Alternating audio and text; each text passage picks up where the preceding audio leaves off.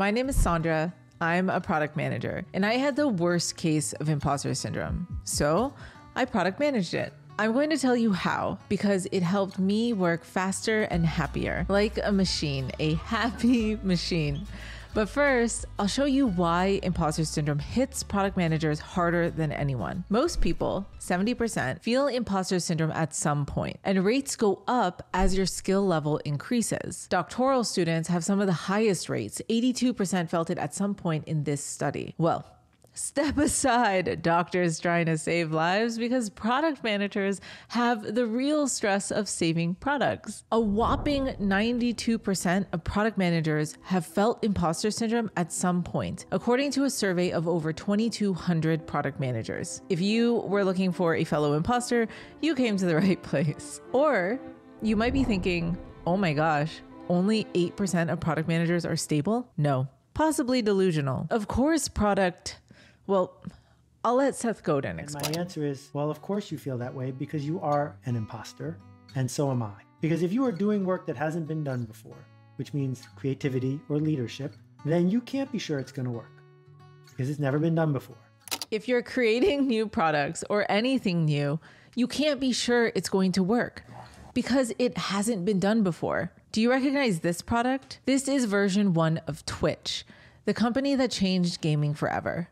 Just one webpage of a dude named Justin streaming himself 24/7. Mistakes, learning, and iterations are part of the product development process, but all we see is the end result of the incredible success of Twitch without asking, hey, Justin, did you know everything all the time? Did you ever have imposter syndrome? And the answer is yes, I absolutely have. And you'll be surprised because I've felt it even after selling Twitch for $1 billion. Step 0 is recognize that everybody else has imposter syndrome all the time also. Imposter syndrome is very normal. Justin Kahn and researchers at Cleveland Clinic suggest you stop comparing yourself to other people. For starters, because you're only seeing a tiny snapshot, a single Instagram post of success, without asking if there were doubts and mistakes along the way. Realize that smart, high-achieving people are more likely to have imposter syndrome. Einstein had it. And people who are actual imposters don't have these thoughts. Or am I wrong? Sam, did you ever feel like a fraud? I didn't ever try to commit fraud on anyone. I was excited about the prospects of FTX. See? Real imposters don't feel like imposters. The very thought of being an imposter means you're likely not an imposter. You're probably Einstein. But why do 92% of product managers feel like imposters? It's the same reason why 90% of startups fail and 95% of products fail. Allegedly, according to the internet. But there's no way to know about all the products that fail before they even launch. And even successful products have a shelf life, like Blackberries or the Blackberry. I loved my Blackberry phone. The point is, product management is hard. And if you include all the small features we launch that don't move the needle, small failures are part of the process. But people act like we will always succeed. And when a product succeeds, it's because everyone on the team did what they needed to do. But when a product fails, it's the product manager's fault. As the great Marty Kagan says, that's a lot of pressure. An imposter pretends to be someone else. Say, someone who knows everything about a product and how to launch it without confessing, I don't know what I'm doing. There's uncertainties. We'll probably fail. Don't buy a house. We're so Even the name product manager is an imposter's name because we are not managers. Literally, we only influence the experts who build our products, which is why I have a course called Product Influence. Buy it now. We are not engineers or data scientists or all these experts that we lead, but we attempt to understand everything, but there's too much to know. And then you get this feeling, well, I'll let Tom Hanks explain it. No matter who we are, no matter what we've done, there comes a point where you think, how did I get here? And am I going to be able to continue this? When are they going to discover that I am, in fact, a fraud and take everything away from me?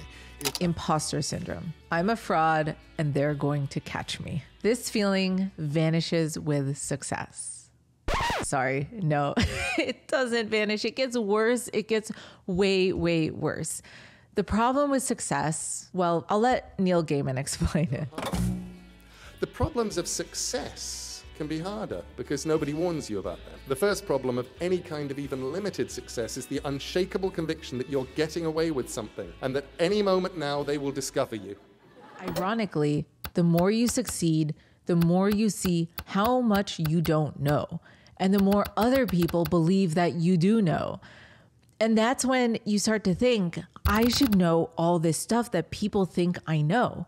I became incredibly confident as a PM, but when I moved to a new company as their first senior PM, I found myself in a completely different industry with a business model and a complex data product that I knew nothing about. Overnight, my confidence vanished, and I felt people had this expectation that my prior success would help with the new rocket ship that I was on. And I was like, I don't even know how this product works. I'm a fraud. They will discover me. That's part of the imposter cycle. You achieve so much and you discount it. You say, well, I only succeeded last time because I put in so much effort. I was a workaholic. Or I was just lucky. The problem here is that, of course, there was luck. Anytime your product succeeds, you've defied all odds. And I just happened to work for a unicorn startup. And there's a reason they call them unicorns. It's because they have one horn. Cornu, it's Latin. But what if luck runs out and I can't do it again, Tom? 8 o'clock tomorrow afternoon, I am going to have to deliver some degree of emotional goods. And if I can't do it, that means I'm going to have to fake it. And if I fake it, that means they may catch me at faking it. And if they catch me at faking it, well, then it's just doomsday. Doomsday. That's how I felt. And I had this paralyzing mental fog that destroyed my ability to think. I couldn't get into a state of flow. And that's when everything changed. I came across a framework by a rock star engineering manager, Cynthia Maxwell, that gets you into flow. This is real. This is what I actually plotted in 2017. And I realized my skill level was too low for the new challenge of my new job. This realization that I'm anxious and I have self-doubt, and it's because I didn't have the skills required for the challenge. It's also the first step in attacking imposter syndrome because you need to address the fears that are justified. So I product managed that justified portion of my imposter syndrome. My North Star metric was an increased flow state. My strategy was to identify the things holding me back and learn them. I had a WTF list of things I didn't know and a spreadsheet of things I needed to learn to be effective. And I made a roadmap. I prioritized everything.